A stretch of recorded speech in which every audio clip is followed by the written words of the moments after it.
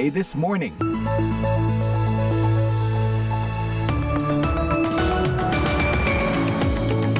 Hai, selamat pagi. Welcome to VOA This Morning yang kami siarkan live dari Studio 17 VOA di Washington DC bersama saya Rifan Dwi Astono. Apa kabar?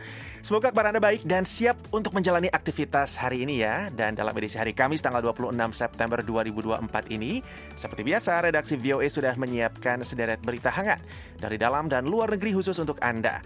Di antaranya, pidato Presiden Ukraina Volodymyr Zelensky menjadi yang paling ditunggu pada hari kedua sidang Majelis Umum PBB di New York.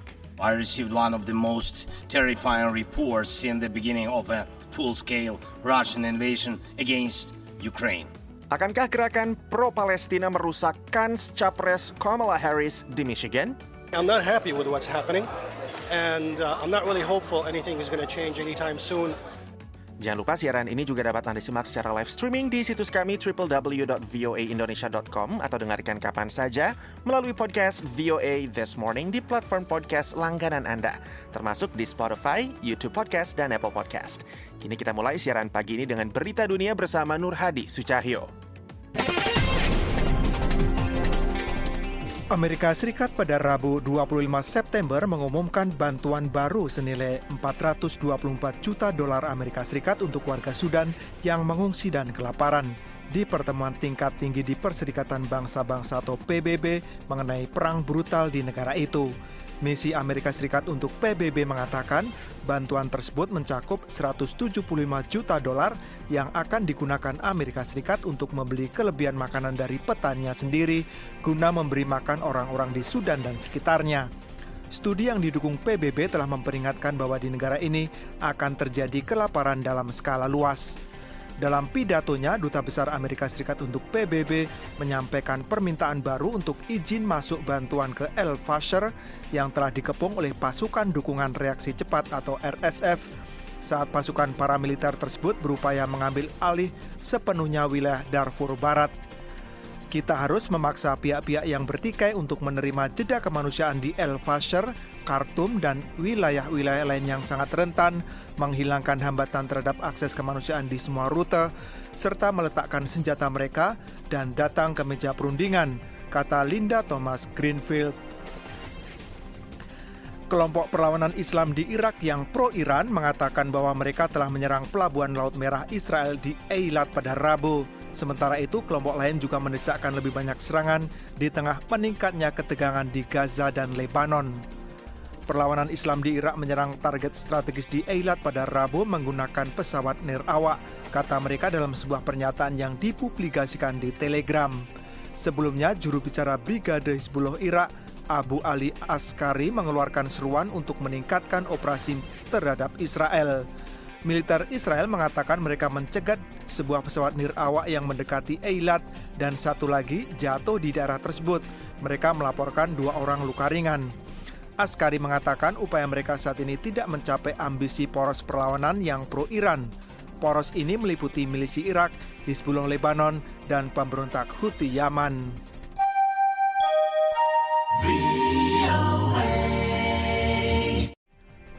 Menteri Luar Negeri Turki Hakan Fidan mengatakan kepada mitranya dari Lebanon, Abdallah Bouhabib, pada Rabu 25 September bahwa Turki mendukung Lebanon melawan serangan Israel yang menargetkan kelompok militan Hizbullah di negara itu. Hal ini disampaikan salah satu sumber diplomatik Turki.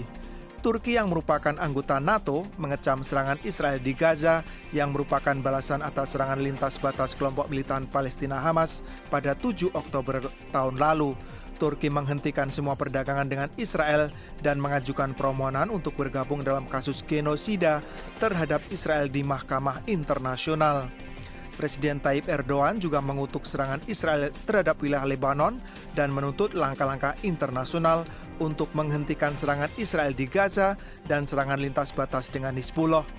Dalam sebuah pertemuan di sela-sela sidang Majelis Umum Perserikatan Bangsa-Bangsa, Fidan mengatakan kepada Bouhabib bahwa serangan Israel terhadap Lebanon tidak dapat diterima dan bahwa Israel ingin menyeret wilayah tersebut ke dalam kekacauan, kata sumber tersebut.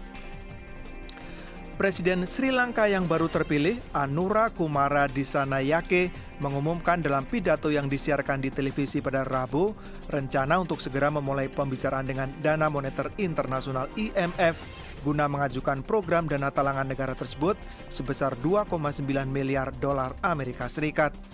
Disa Nayake, seorang anggota parlemen yang condong ke Marxis, memenangkan kursi kepresidenan pada Sabtu 21 September setelah jutaan warga Sri Lanka mendukung janjinya untuk memangkas pajak, memerangi korupsi, dan menurunkan biaya hidup.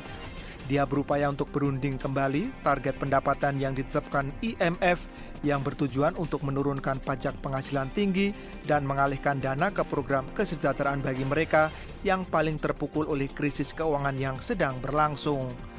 Selain itu, untuk memajukan program restrukturisasi utang kami sedang bernegosiasi dengan kreditor terkait untuk mempercepat proses dan mengamankan keringanan utang yang diperlukan, kata Disaya Nayake.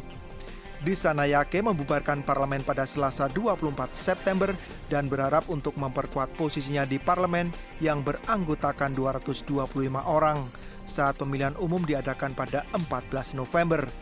Koalisinya hanya memiliki 3 kursi di parlemen yang dipilih pada Agustus 2020. Kekurangan dolar dalam jumlah besar menyebabkan ekonomi Sri Lanka mengalami krisis keuangan yang parah 2 tahun lalu. Situasi ini membuat inflasi melonjak hingga 70% pada September 2022 dan memaksa negara tersebut gagal membayar utang luar negerinya.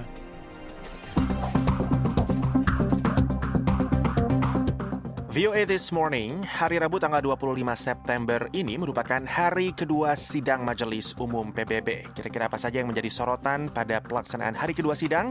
Langsung kita temui wartawan VOA Taris Hirziman yang sedang meliput di sana.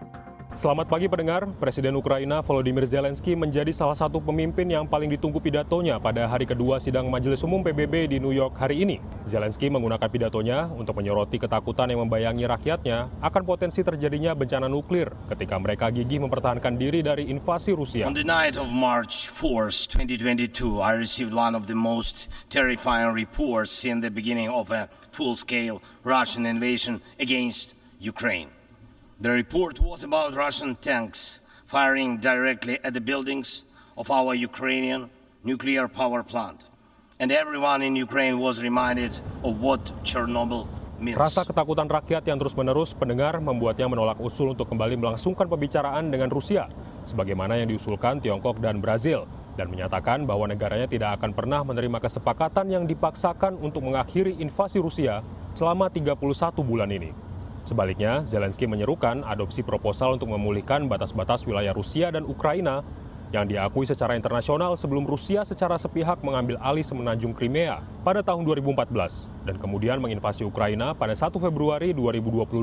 Selain Zelensky, pandangan yang juga ditunggu para pemimpin adalah pidato Presiden Prancis Emmanuel Macron, Perdana Menteri Spanyol Pedro Sanchez, dan Presiden Kepulauan Marshall Presiden Hilda Heine. Di sela-sela sidang Majelis Umum PBB ini berlangsung banyak agenda lain, antara lain pertemuan Dewan HAM PBB, Dewan Keamanan PBB, Komite PBB untuk pemberantasan penghilangan paksa, dan pertemuan tingkat tinggi untuk mengatasi ancaman yang ditimbulkan akibat kenaikan permukaan laut.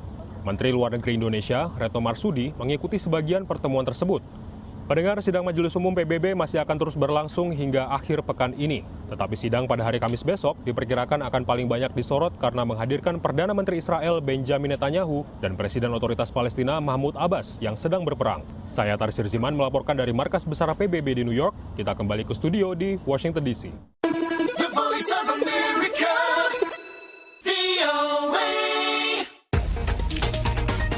Presiden Amerika Serikat Joe Biden mengatakan perang besar-besaran masih mungkin terjadi di Timur Tengah. Tentara Israel diperintahkan bersiap untuk kemungkinan serangan darat. Inggris mendesak warganya segera keluar dari Lebanon. Karolina Amkas menyampaikan laporannya. Israel Rabu memperluas serangan udaranya di Lebanon, menembak jatuh rudal yang ditembakkan kelompok bersenjata Hizbullah ke badan mata-mata Mossad di dekat Tel Aviv. Ini meningkatkan konflik antara kedua musuh bebuyutan. Perdana Menteri Israel Benjamin Netanyahu Rabu mengatakan, Kami bertekad memulangkan penduduk kami di utara dengan selamat. Kami memberi pukulan kepada Hizbullah yang tidak mereka bayangkan. Kami melakukannya dengan kekuatan. Kami melakukannya dengan tipu daya. Komandan militer Israel Rabu memberitahu pasukan bahwa serangan udara di Lebanon akan berlanjut untuk menghancurkan infrastruktur Hizbullah dan membuka jalan bagi kemungkinan operasi darat oleh pasukan Israel. Menanggapi itu, Wakil Juru Bicara Pentagon Sabrina Singh kepada wartawan mengatakan itu tidak akan terjadi dalam waktu dekat. Ia menambahkan, kami ingin melihat resolusi diplomatik dan solusi untuk mencegah perang habis-habisan. Presiden Amerika Joe Biden Rabu mengatakan bahwa perang habis-habisan masih mungkin terjadi karena pertempuran antara Israel dan Hizbullah meningkat. Tetapi ia berharap dicapai jalan keluar untuk mencegah pertumpahan darah lebih lanjut. Biden mengatakan itu dalam wawancara untuk acara The View di stasiun televisi ABC. Komentarnya muncul setelah berhari-hari Israel dan militan Hizbullah yang didukung Iran di Lebanon saling serang. Menteri Luar Negeri Amerika Antony Blinken Rabu mengatakan, risiko eskalasi di Timur Tengah akut dan bahwa Amerika dan sekutunya bekerja tanpa lelah untuk mencegah perang besar-besaran antara Israel dan Hizbullah. Berbicara pada awal pertemuan dengan pejabat-pejabat senior dan menteri-menteri Dewan Kerjasama Teluk di New York, Blinken mengatakan, The best answer is diplomacy and our coordinated efforts. Jawaban terbaik adalah diplomasi dan upaya terkoordinasi kita sangat penting untuk mencegah eskalasi lebih lanjut dan untuk membuka jalan menuju perdamaian dan stabilitas yang lebih besar. Perdana Menteri Inggris Sir Keir Starmer berada di New York untuk menghadiri sidang umum PBB. Ia menyatakan sangat khawatir akan eskalasi di Timur Tengah dan mengimbau semua pihak agar mundur dari jurang konflik dan melakukan deeskalasi. Ia mendesak warga Inggris agar sekarang juga keluar dari Lebanon. The contingency plans are being ramped up, but don't wait for those. There are still commercial flights. Rencana darurat sedang ditingkatkan, namun jangan menunggu itu. Masih ada penerbangan komersial. Segera pergi. Ini pekan paling mematikan di Lebanon sejak perang Israel dan Hizbullah selama sebulan pada 2006. Karlina Amkas, VOA, Washington.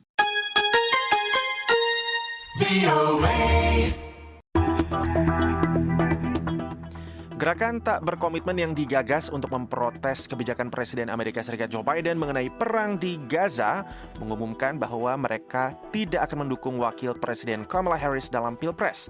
Sementara kelompok pro-Palestina lainnya, Tinggalkan Harris, berupaya memastikan kekalahan Wapres Harris. Apakah gerakan-gerakan tersebut akan memengaruhi hasil pemilu? Berikut selengkapnya. Dearborn, Michigan dikenal sebagai ibu kota Arab di Amerika Serikat. Di negara bagian Michigan ini ada sekitar 400.000 warga keturunan Arab. Banyak di antara mereka keras mengkritik kebijakan Amerika di Gaza. Salah satunya adalah Abdallah Doleh, seorang warga Amerika keturunan Palestina. I'm not happy with what's happening. Saya tidak suka dengan apa yang terjadi dan saya pesimistis akan ada perubahan dalam waktu dekat. Seandainya pun Kamala Harris terpilih, saya rasa dia tidak mampu membuat banyak perubahan. I will not be silent. Tim kampanye Kamala Harris membidik warga Dearborn dengan iklan menunjukkan simpati capres Partai Demokrat ini atas penderitaan di Gaza. Vice President Harris has chosen a side for right. Namun kelompok politik yang terkait Partai Republik juga mentarget mereka dengan iklan yang menyorot dukungan Harris untuk Israel dan bahwa suaminya Doug Emhoff seorang Yahudi. We can trust she'll always support Israel. Iklan ini tampaknya membidik 100.000 warga Michigan yang memilih opsi tak berkomitmen dalam pemilu pendahuluan Demokrat guna memprotes dukungan pemerintahan Biden terhadap Israel. Ketika Harris mengunjungi Michigan pertengahan September, para aktivis gerakan ini mengumumkan mereka tak akan mendukung Harris. Leila Elabeth adalah juru bicara kelompok tak berkomitmen. Myself, a Palestinian American. Sebagai seorang warga Amerika keturunan Palestina, saya telah menjadi pendukung Partai Demokrat sejak lama. Saya ingin menjadi bagian dari kelompok pemilih yang memilih presiden perempuan kulit hitam pertama Amerika Serikat. Tapi Wapres Harris belum menunjukkan kepada saya bahwa ia akan melindungi orang-orang yang saya kasihi. Kelompok pro-Palestina lainnya, Abandon Harris atau Tinggalkan Harris, bergerak guna memastikan ia kalah meski jika akibatnya Trump menang.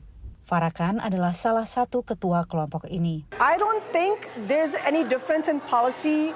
Saya rasa tidak ada perbedaan kebijakan soal Palestina ataupun kebijakan luar negeri di antara kedua capres. Mereka sama-sama jahat. Kelompok ini menganjurkan pemilih mendukung capres partai ketiga yang anti perang, termasuk kandidat Partai Hijau Jill Stein. Namun kehilangan suara karena Gaza bukan otomatis Harris kalah di Michigan. Serikat Buruh Industri Otomotif, kelompok berkekuatan politik besar di Michigan, telah mendukungnya.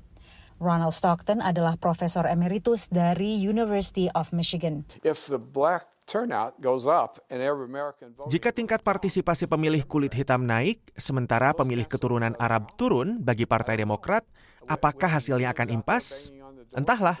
Yang jelas, upaya Serikat UAW alias Persatuan Pekerja Otomotif menemui para pemilih dan melakukan segalanya yang mereka bisalah yang akan membuat perubahan.